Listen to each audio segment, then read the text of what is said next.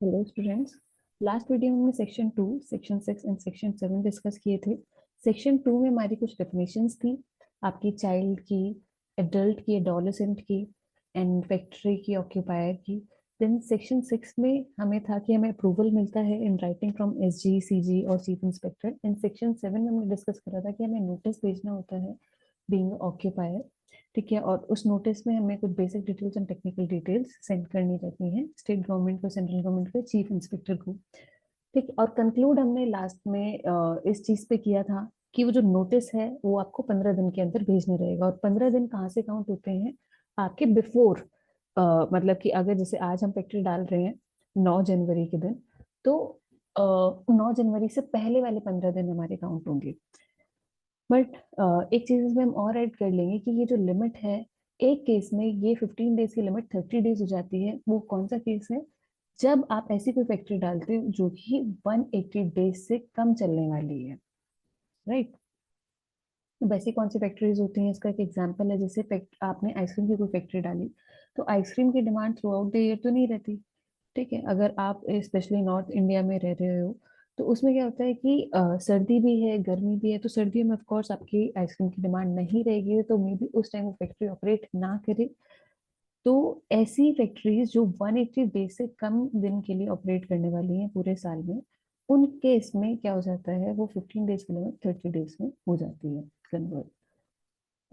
इसी के साथ हम आगे बढ़ते हैं चैप्टर 2 की साइड, जो कि है इंस्पेक्टिंग स्टाफ के बारे में।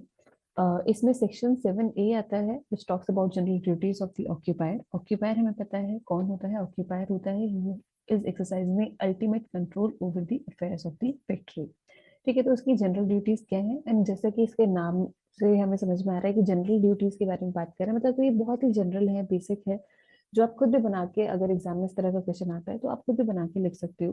तो जनरल ड्यूटीज ऑक्यूपायर की क्या है कि उसको ये इंश्योर करना है कि जो प्लांट एंड मशीनरी है उसकी मेंटेनेंस प्रॉपर हो रही है नहीं, और जो वो सेफ है लोगों के लिए, उससे उससे उसकी इंस्टॉलेशन से या उसकी मेंटेनेंस से या उसकी वजह से किसी को कोई दिक्कत तो नहीं है। ठीक है, तो प्रॉपर टाइमली उसकी मेंटेनेंस रहे, ये उसको इंश्योर करना है। और मशीनरी से किसी को भी दिक्कत नहीं होनी चाहिए, किसी की हेल्थ को। देन उसके बाद उसको ये मैनेज करना है, ये इंश्योर करना है कि जो भी फैक्ट्री में अरेंजमेंट्स हैं regarding handling, storage and transport of particles and substances, वो प्रॉपर हुए हुए हैं। कोई भी इंस्ट्रक्शन है किसी भी प्लांट एंड मशीनरी से रिलेटेड या हैंडलिंग से रिलेटेड, तो वो इंस्ट्रक्शन सभी को कन्वेड हो। जो आपके यहाँ वर्कर्स काम कर रहे हैं उनकी प्रॉपर ट्रेनिंग हो, उनका सुपर, ठीक है, ट्रेनिंग एंड सुपरविजन हो रखा हो। And maintenance of all places of work in the factory in a condition that is safe and without risk to health, and provision and maintenance of such means to access and egress from such places as are safe and without such risk. तो ये बहुत general से point है जो आपको पता होनी चाहिए। देन सेक्शन 7B की तरफ बढ़ते हैं, जो कि बोलता है general duties of manufacturers etcetera as regards articles and substances for use in factories. अब ये जो सेक्शन है, ये किसके ऊपर ड्यूटी कास्ट करता है? मैन्युफैक्चरर पे। जो भी आइटम हम मैन्युफैक्चर कर रहे हैं, ऑफ कोर्स हमने फैक्ट्री डाली है तो वहां पे कोई ना कोई मैन्युफैक्चरिंग तो हो ही रखी होगी। ठीक है, तो उसके ऊपर उसको लेकर क्या जनरल ड्यूटीज है मैन्युफैक्चरर की?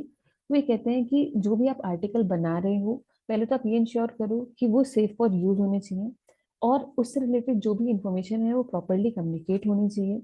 ठीक है, कि किस मतलब कि उसका यूसेज कैसा हो, and about the use for which it is design and tested, वो सारी इंफॉर्मेशन आपने प्रॉपरली कन्वे की हुई हो। ये किसकी ड्यूटी है? मैन्युफैक्चरर की ड्यूटी है।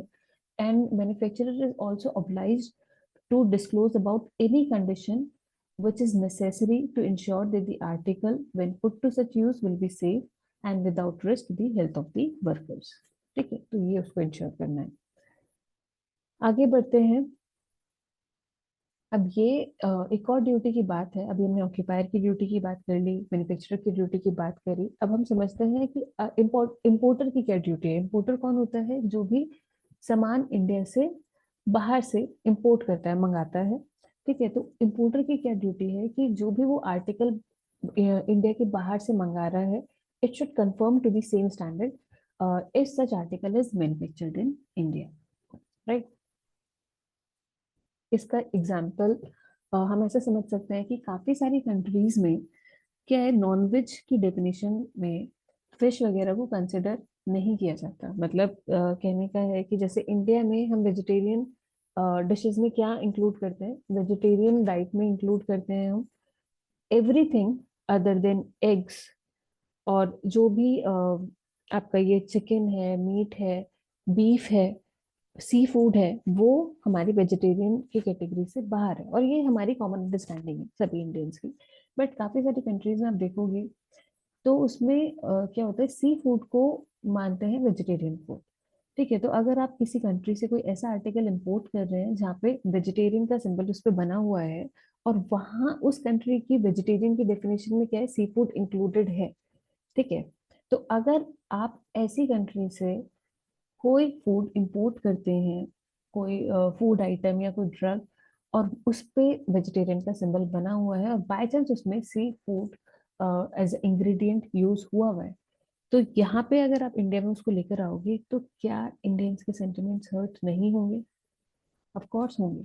तो आपको ये इंश्योर करना है, ये इम्पोर्टर की ड्यूटी है कि अगर हम कोई भी आर्टिकल इंपोर्ट करते हैं तो that article should conform to the same standards as if such an article is manufactured in India।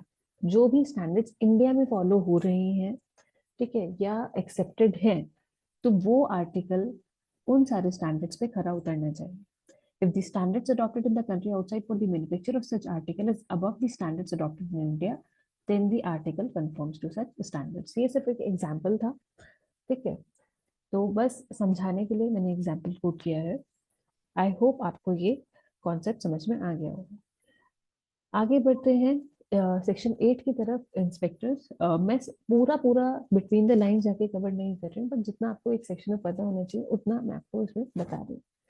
अब इंस्पेक्टर्स हैं, इंस्पेक्टर्स के बारे में आपको ये पता होना चाहिए कि इनकी जो अपॉइंटमेंट है वो कौन करता है।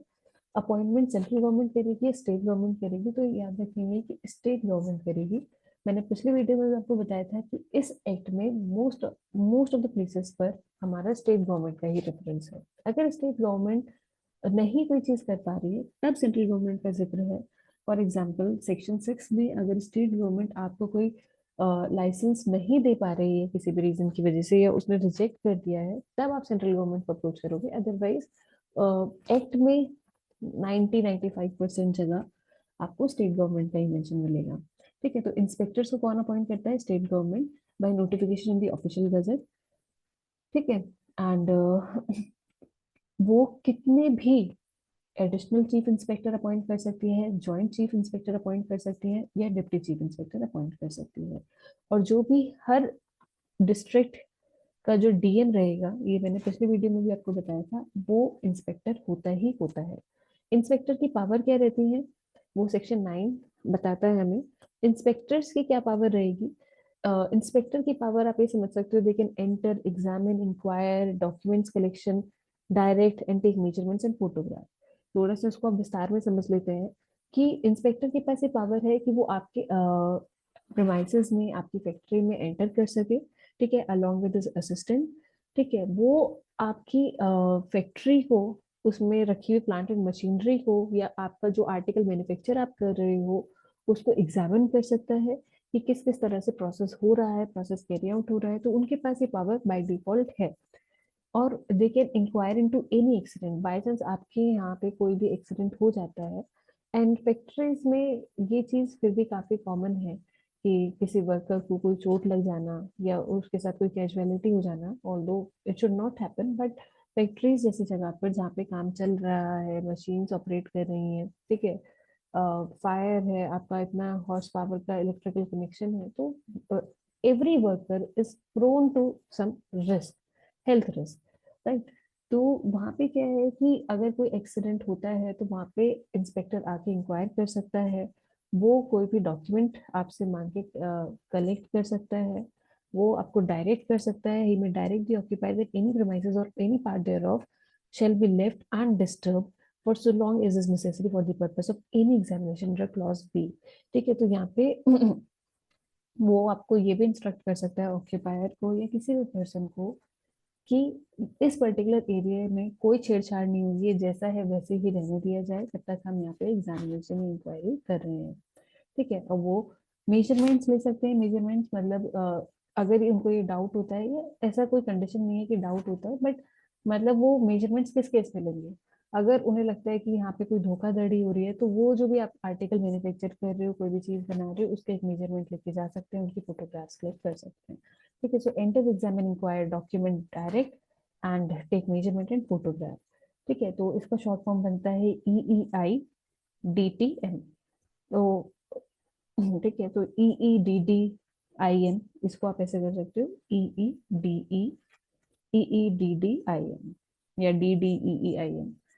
ठीक है, तो examine, enter, documents, direct, measurement, inquire. Right, आगे बढ़ते हैं सर्टिफाइंग सर्जन्स को लेकर। सर्टिफाइंग सर्जन्स कौन होते हैं? सर्टिफाइंग सर्जन्स, पहले तो इसका मतलब समझते हैं कि ये मेडिकल प्रैक्टिशनर्स हैं, मतलब डॉक्टर्स भी हैं, बट वर्ड यहाँ पे यूज हुआ है मेडिकल प्रैक्टिशनर्स। और इनको भी कौन अपॉइंट करता है? स्टेट गवर्नमेंट अपॉइंट करती है within the local limits for such factory और class of description of such factories.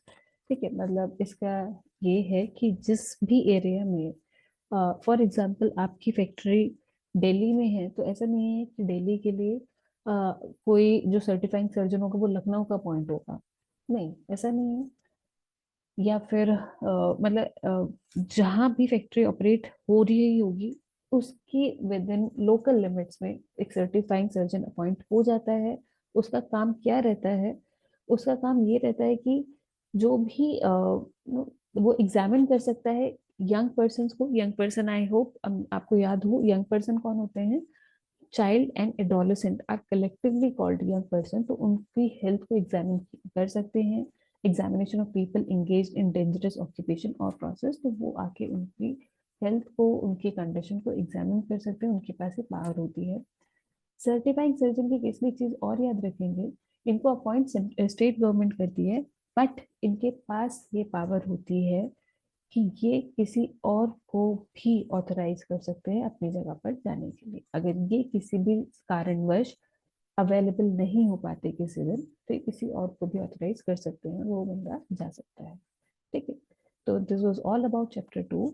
I hope आपको समझ में आया होगा। In case you happen to have any queries, to put them down in comment section.